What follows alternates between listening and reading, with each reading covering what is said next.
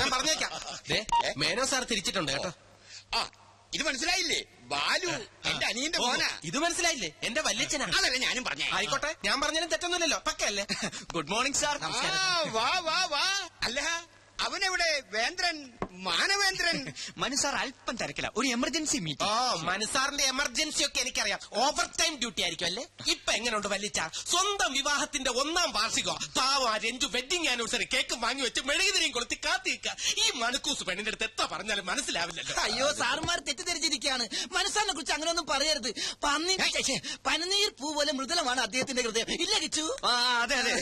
രഞ്ജു ചേച്ചി കാത്തിരിക്കുമെന്നും ഇന്ന് ഒരു മീറ്റിംഗിനും ഇല്ലെന്ന് പറഞ്ഞ് ഇറങ്ങിയതാ. പക്ഷെ എന്ത് ചെയ്യാം, നിവൃത്തിയില്ലല്ലോ. ഞാൻ ഓഫീസിലേക്ക് വിളിച്ചിരുന്നല്ലോ. അവിടെ ഇല്ലല്ലേ? ഞാൻ ഗസ്റ്റ് ഹൗസിലേക്കും വിളിച്ചു. അവിടെയും ഇല്ല. അപ്പൊ ക്ലബിൽ വിളിക്കായിരുന്നില്ലേ? വിളിച്ചില്ല. അവിടെയും ഇല്ല. ഞാൻ നേരിട്ട് പോയിരുന്നു. കുഴഞ്ഞു. അപ്പൊ അതെ കറക്റ്റ്. മനു സാർ അവിടെ കൊണ്ടെന്ന് ഞങ്ങളും പറഞ്ഞില്ലല്ലോ. ലഗൂൺ പാർക്ക് ഹോട്ടലിലെ മീറ്റിംഗ്. ലഗൂൺ പാർക്കിലാണോ മരിയ പാർക്കിലാണോ? Lagoon park. ലഗൂൺ പാർക്കിൽ. എന്തോ ഊണ് കഴിക്കാൻ വരൂ. മനുവേട്ടൻ വരില്ല, എന്തോ തിരക്കാത്രേ. വരില്ല. നിനക്കറിയില്ലെങ്കിലും എനിക്കറിയാം.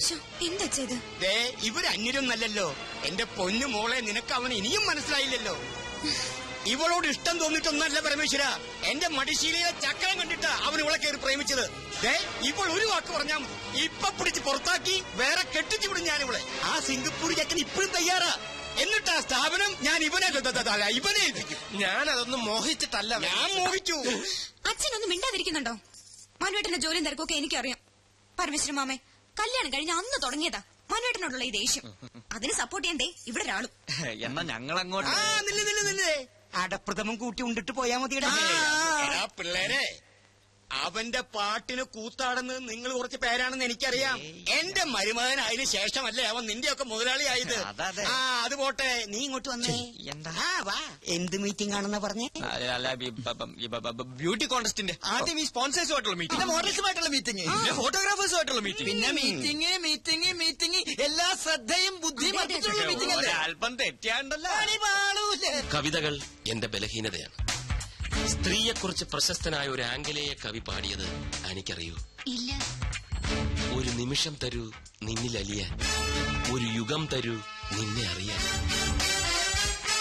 എത്ര പെട്ടെന്നാണ് ഞാൻ ആനിയെ അറിഞ്ഞത്.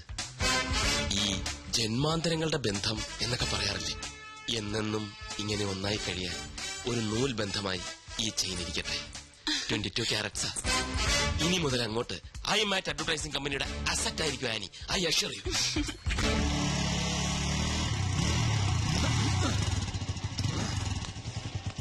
ഓഹോ, അപ്പൊ ഇതാണല്ലേ നിന്റെ ലക്കി കൂപ്പൺ താമസിക്കുന്ന മാളം. ചെന്ന് മകടി ഊതി ഇറക്കി കൊണ്ടുപോവാ. ആരോടത്? പെൺകുട്ടികൾ മാത്രം താമസിക്കുന്നത് പുരുഷന്മാർക്ക് എന്താ കാര്യം? താൻ പുരുഷനല്ലേ? ഞാൻ വാച്ച്മാൻ. ഓഹോ, മാനാണല്ലേ. ഞാൻ വിചാരിച്ചു മയിലാണെന്ന്. ചില ചേട്ടന്മാരെന്നെ സ്നേഹം കുടുംബം മയിലേ എന്ന് വിളിക്കും. മയിലേന്ന് അല്ലേ? മയിലേ മയിലല്ല, മാനേ. ഇവൻ ഇവിടെ ആരെയോ കാണണോന്ന്. ഓ, അതവിടെ ഇരുന്നോട്ടെന്നേ. തനിക്കിവിടെ ആരെയോ കാണണ്ടേ? പിന്നെ പേര് മറന്നു പോയല്ലോ. എന്താ അവളുടെ പേര്? അതെങ്ങനെ എനിക്കറിയാം. രമണി, സരള, സരസു.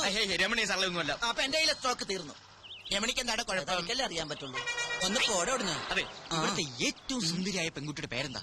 ഇവിടെ എല്ലാം സുന്ദരിമാരാ, ഞാനടക്കം. കൊതിയൻ.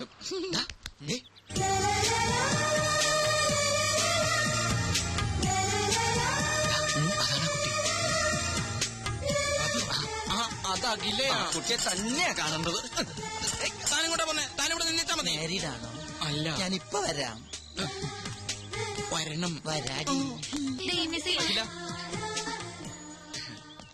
എന്നെ ഓർമ്മയില്ലേ? Lucky coupon. പിന്നെ ഓർക്കാതെ എന്താ ഇവിടെ? ഹായ് അഖില, ഞാൻ ലാൽ, ജീവൻ ലാൽ, ഇവന്റെ ബെസ്റ്റ് ഫ്രണ്ടാണ്. കുട്ടിയെ കുറിച്ച് എന്നോട് ഇവൻ ഒരുപാട് പറഞ്ഞിട്ടുണ്ട്. എന്ത് ചെയ്യുന്നു? പഠിക്കുകയാണോ അതോ ജോലി ചെയ്യാണോ? എവിടെയാ വീട്? വീട്ടിൽ ആരൊക്കെയുണ്ട്? അച്ഛൻ മാരീഡാണോ? അമ്മ? അപ്പൊ ലവ് മാരേജ് ആണല്ലേ? ഈ കുട്ടിയുടെ മുഖം കണ്ടപ്പോൾ എനിക്ക് മനസ്സിലായി നിങ്ങൾ അച്ഛനും അമ്മ ലവ് മാരേജ് ആയിരിക്കുന്നത്. അല്ല, ഞാൻ ഈ കർച്ചീഫ് തരാൻ വന്നതാ. കളഞ്ഞിട്ടില്ല, കയ്യിലുണ്ട്. അല്ല, ഈ കർച്ചീഫ് കളയാതെ സൂക്ഷിക്കണമെന്ന് ഞാൻ പറയുക. അല്ല, അന്ന് ബസ് കയറുമ്പോ അഖില അറിയാതെ ഇത് നിലത്ത് വീണു. ഞാൻ എടുക്കുമ്പോഴേക്കും ബസ് വിട്ടു. സൂക്ഷിച്ചു വെച്ചിരിക്കുന്നു. Thank you. എന്നാലും ഇതിനു വേണ്ടി മെനക്കെട്ട്. ഓക്കെ, എന്ന് വരട്ടെ. Bye bye. അല്ല അഖില, കിച്ചു, അഖില എന്താ? കർച്ചീഫ് തിരിച്ചു തന്നതിന് താങ്ക്സ് മാത്രമേ ഉള്ളൂ. പിന്നെന്താ വേണ്ടത്? പറയട്ടെ. Come on. Friendship, just an outing, അത്രേ ഉള്ളൂ. Okay, done. Thank you so much. Okay ആയോ? പകുതി ഓക്കെ. അപ്പൊ ബാക്കി പകുതി ഛെ, എനിക്ക് പണി കൂടി. എന്റെ ലൂട്ടി കഴിഞ്ഞു. ഓടി വന്നിച്ചി. വെറുതെ കൊതിപ്പിച്ചു ദുഷ്ടൻ. ഒരുപാട് സ്വപ്നങ്ങളുമായി നടന്ന ഒന്നും ഫലവത്താവില്ലെന്നാ പറയാറ്. എന്നാലും ഞാൻ സ്വപ്നം കാണും, അതിന് ചെലവൊന്നുമില്ലല്ലോ. ആ കേക്കട്ടെ, എന്തൊക്കെയാ തന്റെ സ്വപ്നങ്ങള്? കിച്ചുവിനെ പോലെ ഒരുപാടൊന്നുമില്ല. ഒരേ ഒരു സ്വപ്നം. സ്വപ്നമെന്നോ ലക്ഷ്യമെന്നോ എന്ത് വേണമെങ്കിലും വിളിക്കാം. സസ്പെൻസ് ഇടാതെ കാര്യം പറയടോ. ദേ, ആ കാണുന്ന വീട് കണ്ടോ? വീടോ? അതൊരു കൊട്ടാരം പോലെ ഉണ്ടല്ലോ. അതുപോലൊരു വീട് എനിക്ക് സ്വന്തമാക്കണം. ഏയ്, എന്തിനാ ചിരിക്കുന്നെ? സിറ്റിയുടെ നടുക്കുള്ള ആ വീടിന് എന്ത് വില വരുമെന്നറിയോ? കുറഞ്ഞത് 1 കോടി. ആയിക്കോട്ടെ. കയ്യിലാകെ ഉള്ളത് മോഡലിംഗ്, എന്നിട്ടും സ്വപ്നം ചില്ലറയൊന്നുമല്ല. അതെ, അതിൽ കുറഞ്ഞ ഒരു സ്വപ്നവും എനിക്കില്ല. അത് ശരി. ഇനി ഈ സ്വപ്നം സഫലമായില്ലെങ്കിൽ എന്ത് ചെയ്യും? കോടീശ്വരനായ ഒരാളെ കല്യാണം കഴിക്കും, എന്നിട്ടത് സ്വന്തമാക്കും. അങ്ങനെ ഒരാൾ വരണ്ടേ? വന്നില്ലെങ്കിൽ അങ്ങനെ ഒരാളെ കണ്ടെത്തി ഞാനങ്ങ് പ്രേമിക്കും. ഓ, എന്തൊരു ബുദ്ധി. എന്നാലും വെറുതെ ഒന്ന് സങ്കല്പിക്കേ. ഓക്കെ. തന്റെ പ്രതീക്ഷയ്ക്ക് വിരുദ്ധമായി കോടീശ്വരനല്ലാത്ത ഒരു സാധാരണ ചെറുപ്പക്കാരനുമായി താൻ പ്രണയത്തിലായി. അല്ല, ജസ്റ്റ് ഇമാജിൻ.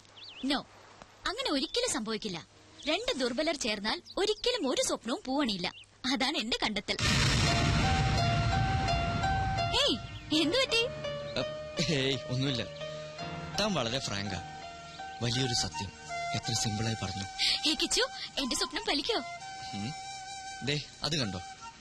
പുതിയൊരു പുലരിയായി തിരിച്ചു വരാൻ ആഴിയിലേക്ക് ആണ്ടുപോകുന്ന സൂര്യൻ. ഈ സമയത്ത് ചിന്തിക്കുന്നൊക്കെ ഫലിക്കുന്ന ആര് പറയാ പറഞ്ഞു? ഞാൻ. So best of luck. Thank you.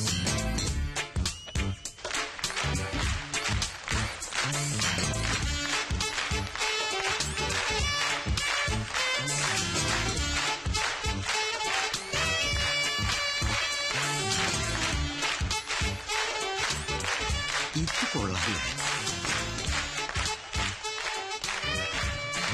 നീ ഇതെവിടെയായിരുന്നു? ഞാൻ സ്റ്റേജിന്റെ പുറകിൽ ഒന്ന് റോന്ത് കിട്ടി.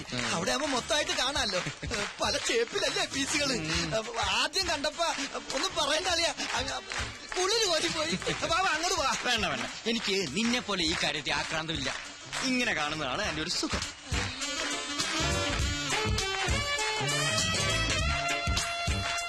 ഇതിനൊരു 40 മാർക്ക് ഞാൻ കൊടുക്കും. നീയോ? ഏയ്, അത്രയ്ക്കൊന്നുമില്ല. തൊലി വെളുപ്പ് മാത്രമേ ഉള്ളൂ. ടീച്ചേഴ്സ് പോരാ. ടീച്ചേഴ്സ് അല്ലടാ, ടീച്ചേഴ്സ്.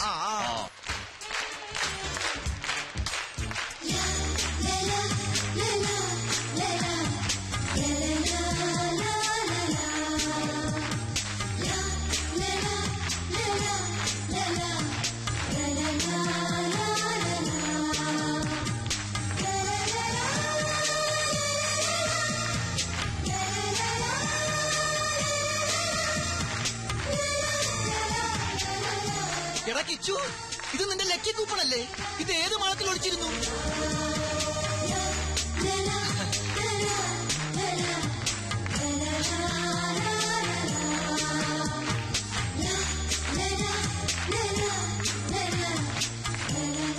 ഇതിന്റെ ഫീച്ചേഴ്സ് ഓക്കെ ആണോ?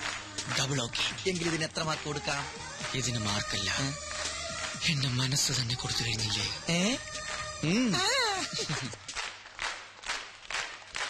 She's nice, beautiful. ഇവളെ നമുക്ക് വേണം. എത്ര പ്രതിഫലം ചോദിച്ചാലും കൊടുത്തരെ. കമ്പനിയുടെ പ്രസ്റ്റീജിയസ് മോഡലാക്കണം ഇവളെ. കറക്റ്റ്, ഞാനത് പറയാൻ തുടങ്ങിയായിരുന്നു.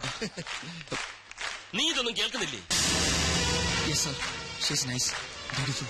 എന്നാൽ അവളെ ഡീറ്റെയിൽസ് ചോദിച്ച് ഫിക്സ് ചെയ്യ് ഇപ്പൊ തന്നെ. മണ്ണും ചാരി നിന്നവൻ പെണ്ണും കൊണ്ട് പോകുമോ?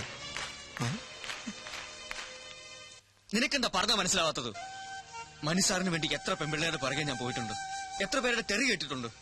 അപ്പോഴൊക്കെ മനുസാറിന്റെ താല്പര്യത്തിന് ഞാൻ കൂട്ടി നിന്നിട്ടുള്ളൂ. പക്ഷെ ആദ്യമായിട്ടാ എനിക്കൊരു പെൺകുട്ടിയോട് ഇഷ്ടം തോന്നിയത്. ഇപ്പൊ അതും. എടാ മോനെ, നിന്റെ ജീവിത ലക്ഷ്യം എന്താ? സ്വന്തമായൊരു കമ്പനി, സന്തോഷകരമായൊരു ജീവിതം. ഇതൊക്കെ ആര് വിചാരിച്ചാ നടക്കുക? ഈ മുതലാളി ആണല്ലോ.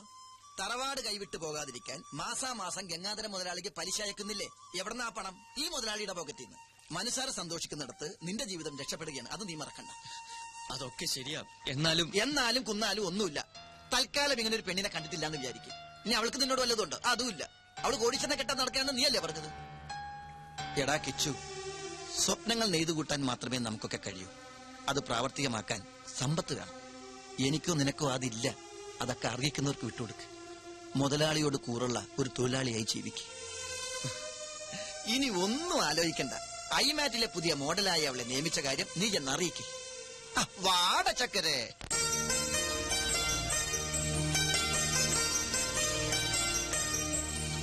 മിസ് അഖില, ഡയലോഗ് ഓക്കെ ആണ്? Okay sir. ഷോട്ട് റെഡിയാണ്.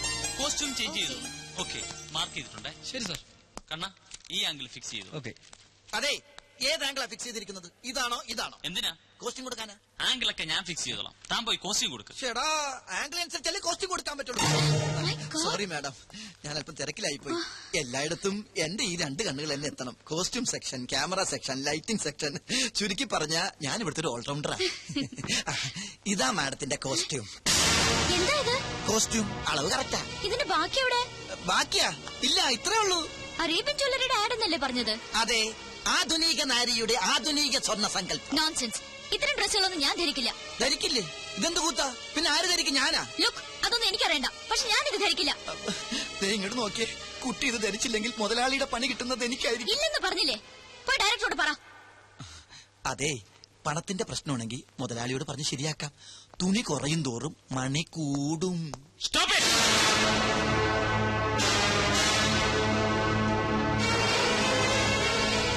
എന്താണോ ഇവിടെ? സാറേ, കുട്ടി ഈ കോസ്റ്റ്യൂം ധരിക്കുന്നില്ല. കാര്യകാരണങ്ങൾ പറഞ്ഞ് മനസ്സിലാക്കിയിട്ടും ധരിക്കുന്നില്ല. സാർ ഒന്ന് ധരിപ്പിക്കേ. നിർത്തണം. എന്താ ഞാൻ പറഞ്ഞ് മനസ്സിലാക്കേണ്ടത്? സ്ത്രീ ഒരു പ്രദർശന വസ്തുവാണെന്നോ, എന്ത് കൂത്താട്ടത്തിന് നിന്ന് തരണമെന്നോ? സ്ത്രീയെ ആദരിക്കാൻ അറിയാത്തവർ ഈ കമ്പനിയിൽ ജോലി ചെയ്യേണ്ടെന്ന് 100 വട്ടം ഞാൻ പറഞ്ഞിട്ടില്ലേ? എന്താണോ ഇത്? ഇതാണോ ഈ കുട്ടി ധരിക്കേണ്ടത്? ഇവിടെ ഷൂട്ട് ചെയ്യുന്ന ആഡ് ഫിലിമാണ്, ബ്ലൂ ഫിലിം അല്ല. ഓ, സോറി മിസ് അഖില. കൊണ്ടുപോടോ. കോസ്റ്റ്യൂമിനല്ലല്ലോ സാർ പ്രാധാന്യം. സ്വർണ്ണാഭരണങ്ങളാൽ പൊതിഞ്ഞ ഈ സുന്ദര മേനിക്കല്ലേ. കോൺസെപ്റ്റ് വേണേ മാറ്റാം, പക്ഷെ സ്ത്രീയുടെ മനസ്സ്, സംസ്കാരം ഇത് മാറ്റാനാവില്ല. മാറ്റാൻ ഞാൻ സമ്മതിക്കില്ല. എന്താണോ ഇത്? പള്ളിയിലച്ഛന്റെ ലോഹയം. സ്ത്രീ ശരീരം മൂടിക്കെട്ടി വെക്കാനുള്ളതല്ല. അതിന്റെ സൗന്ദര്യം ആസ്വദിക്കണമെങ്കിൽ അല്പം കലാബോധം വേണം. ആഡ് ഫിലിമാണ് ഇവിടെ ഷൂട്ട് ചെയ്യുന്നത്, അല്ലാതെ കഥകളിയോ ഓട്ടംതുള്ളലോ ഒന്നുമല്ല. പോയി വല്ല ബിക്കിനിയോ മിനിസ്കർട്ടോ എടുത്തോണ്ട് വാടോ. Be sexy man, I say be sexy.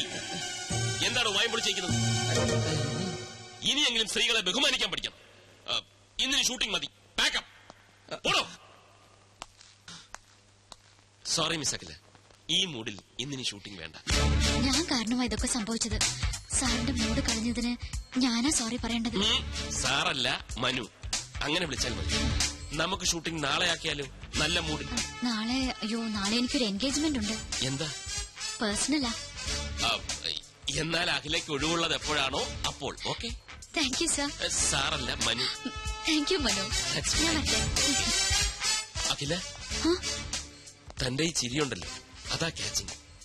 ചിരിക്കുമ്പോ Akhila കൂടുതൽ സുന്ദരിയാവുന്നു. Thank you Manu. വെൽക്കം.